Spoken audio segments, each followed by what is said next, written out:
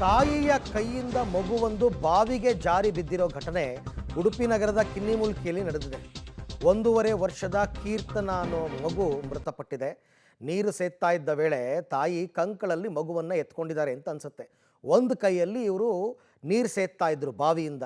ಆ ಸೇದುವಂತಹ ಸಂದರ್ಭದಲ್ಲಿ 1.5 ವರ್ಷದ ಮಗು ಕೈ ಜಾರಿ ಬಾವಿಗೆ ಬಿದ್ದಿದೆ. ಬಿದ್ದ ತಕ್ಷಣ ಮಗು ಮೃತಪಟ್ಟಿದೆ.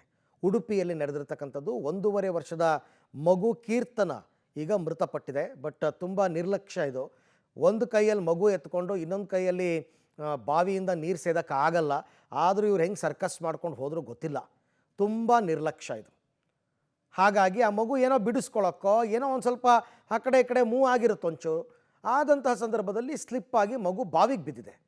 ನೋಡಿ ಎಂಥ ದುರಂತ. ತಾಯಿಯ ಕೈಯಿಂದನೇ ಮಗು ಜಾರಿ ಬಿದ್ದು ಮೃತಪಟ್ಟಂತಹ ಘಟನೆ.